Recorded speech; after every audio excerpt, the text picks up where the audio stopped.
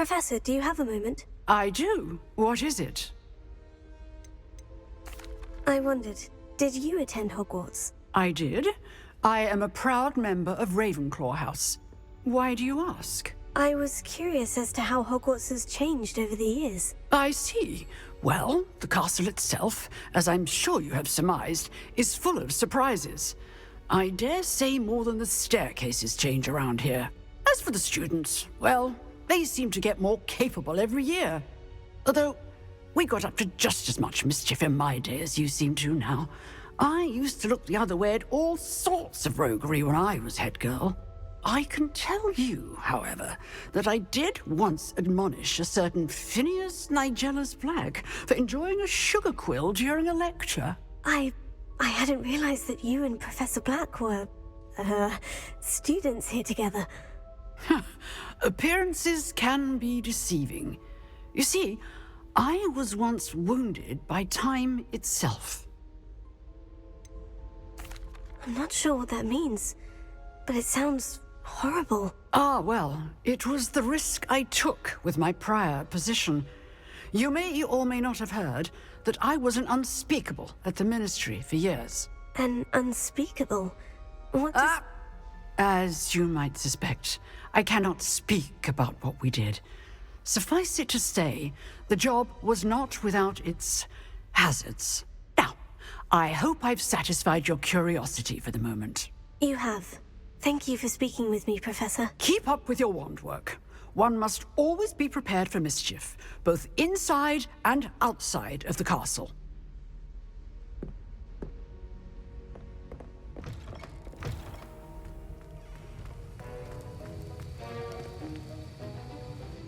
Professor Sharp, do you have a moment? Depends on how you intend to use it.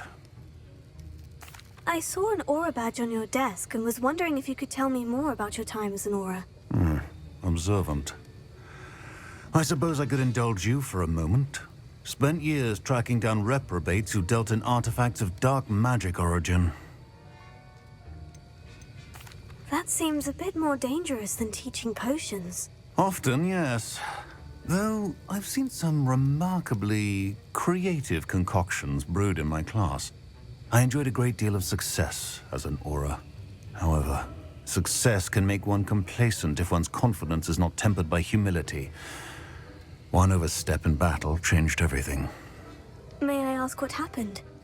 Yes, well, I suppose it's a matter of record. My partner and I had tracked a suspect to a harbor in Scarborough, trying to smuggle shrunken heads of all things. I had deduced that he was working alone. I was mistaken, and they knew we were coming. From the moment we stepped onto the ship, well, I barely escaped with my life. My partner wasn't so lucky. I suppose being an aura is dreadfully dangerous. I'm sorry. It is at that. But survival is not guaranteed for any of us. Pay attention. And not just within my class. This is what I must impress upon you all. A potion and a poison may be a mere breath apart, until you consume the wrong one. Well said, Professor.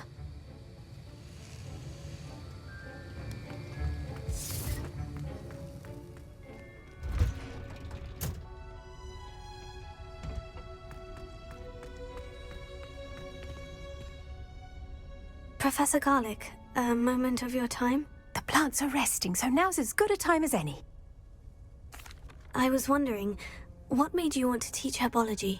How lovely of you to ask. I've always had an affinity for greenery, so this situation is a bit of a dream come true. After graduation, I was thrilled to be asked to step in for my old herbology professor. He'd had a slight accident, you see. Oh dear. A shame for him, but it worked out well for you. Well, he never cared, really cared for the plants, and they could sense it. Oh, you'd be surprised how perceptive a plant can be. At any rate, the trouble began one day when he cut into a Wigan tree. Unfortunately for him, its leaves were hiding a bowtruckle. You may recall the marvellous creatures that resemble a twig. The little beast gouged the professor's eyes quite fiercely, but terrifying, I'd imagine. Likely for the professor, too. And that's when you took over as the herbology professor? Well, not quite. After 3 weeks at St. Mungo's, my predecessor regained a tiny bit of his eyesight. He insisted on returning to the greenhouse.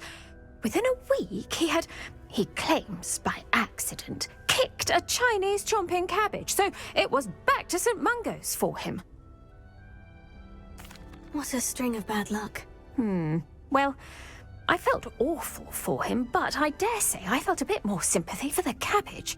Upon his discharge from the hospital, his indifference to plants had turned to utter disdain. He lost what little patience he had left with a particularly temperamental venomous tentacula and, well, his resulting leave of absence continues to this day. I'm glad everything worked out as it did, and that you're the herbology professor now. Very kind of you to say. I do love these gardens and helping my students grow. Lovely speaking with you. Have a wonderful day. Oh, and remember, be kind to your Wigan trees.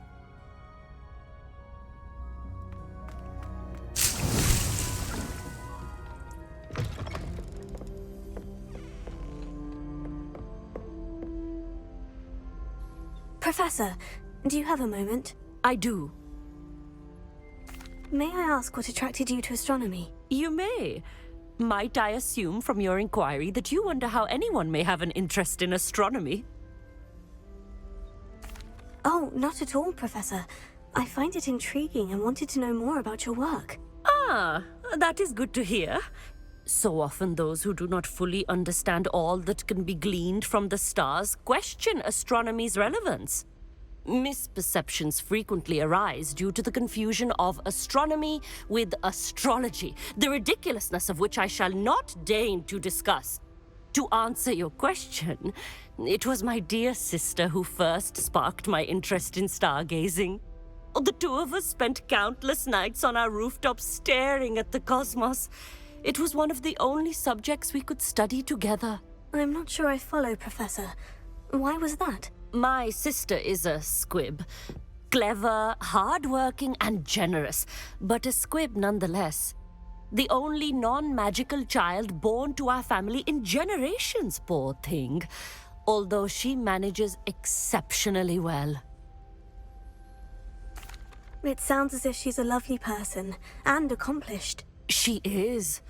And to her credit, while she was once disappointed not to attend Hogwarts, she has excelled in Muggle school. One of the first women, we suspect, to have attended Cambridge, well disguised at the time by our mother as a gentleman scholar. And as astronomy is one subject shared between the Muggle world and ours, she and I have been able to maintain that common interest.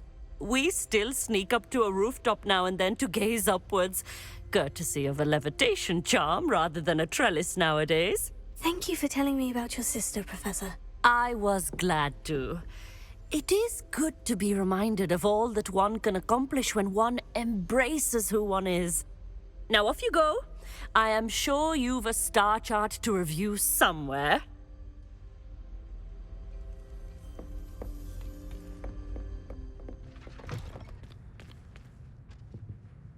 Professor, do you have a moment? I do. I was wondering how you decided to teach divination. The art of divination is an important yet often misunderstood branch of magic. Those of us who possess the sight are rare. And, as is often the case with the unique among us, we can frequently be misread, even feared. When I was granted the opportunity to teach others about my gift and the good it can do, I was most grateful. I see. Natty told me that you and she moved here from Uganda, where she had attended Wagadu. Yes, Natsai and I both loved Uganda and Wagadu, but we are happily settled here now. I had foreseen such a change, but did not know the details until it occurred. I was glad of the outcome. You would be wise to remember that the consequences of our actions are complex. And so, divining what is to come is not as simple as gazing into a crystal ball or studying the bottom of a teacup. I find it truly intriguing, even if I don't fully understand it. Intriguing. That is one word for it. And I'm certain you will come to understand many things more deeply in the days ahead. You are a student at Hogwarts, after all. It cannot have escaped you that we in the Wizarding world are forever navigating the seemingly inexplicable. Of course, Professor. Now, I know that we both have places to be. Not because I have the sight, mind you, but because I am a professor and you are a student. I have enjoyed our conversation.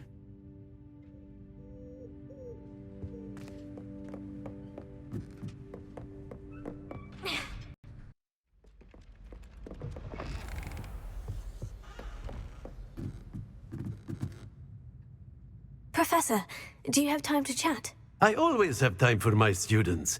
How may I help you? I wondered if I might ask how long you've been teaching at Hogwarts. Well, it's been what now? 7 swift years. Time does fly because we have fun, essential in my opinion. An eager, positive, and confident mind is the most open to knowledge, I find. Some of the professors may not agree with your approach. Well, each of us has our own style, I suppose. Some in the teaching field believe that hard work and dedication are the only keys to success. But they forget what drives those things. If one cannot fathom why some would expend energy on gobstones, then one is blind to the enormous power of play. And that's why you teach the way you do. Precisely. I strive to be the sort of professor that I would have enjoyed in school. My experience was less cheerful. Perhaps you wouldn't be who you are without that experience. Had I received a more traditional education, well, enough about my student days. You are here now, and it would be a shame if you didn't enjoy it. I'll do my best, Professor. Thank you for the advice. You are most welcome. Try to have a bit of fun today. Huh?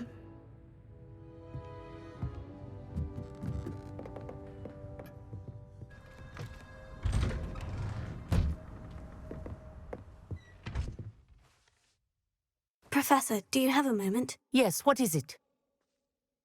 In class, I heard you mention the Toyohashi Quidditch team. I did. The Toyohashi Tengu are from Japan. Dominant, known for their rigorous training.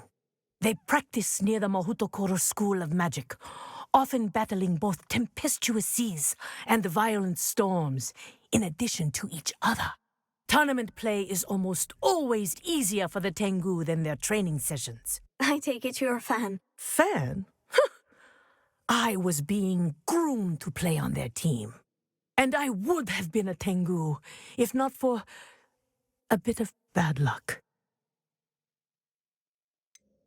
If you were that good, I can't believe a bit of bad luck could end your entire Quidditch career. I was excellent. My ability on a broom had nothing to do with what happened. I was betrayed by someone I trusted. Myself. I did not see clearly and I paid a dear price. My best friend Asuka and I were being groomed to play on the team together. I as keeper and she as chaser. She was breathtaking. She once corkscrewed through 3 players and scored before they even turned their heads. But as tryouts for the Tengu got closer, she panicked. I did not realize the extent of her panic until it was too late. She wanted so desperately for both of us to play together that she had slipped Felix Felicis into our tea before we were to show them our skills. Liquid luck? That's illegal, isn't it? It is indeed. I knew within minutes that something was different. I had never played so well.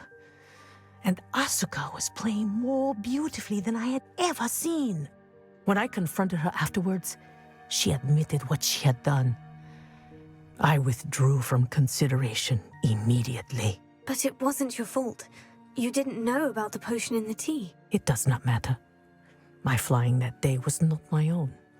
I could not live with myself. So, I withdrew and explained to them why. I burned my broom in disgrace. What happened to Asuka? Did she burn her broom as well? Asuka played for the Tengu for 2 seasons. You didn't report her. Tell them what she'd done. Her fate was not mine to decide. My fate is in my hands, as your fate is in yours. Thank you, Professor. I shall remember what you've told me.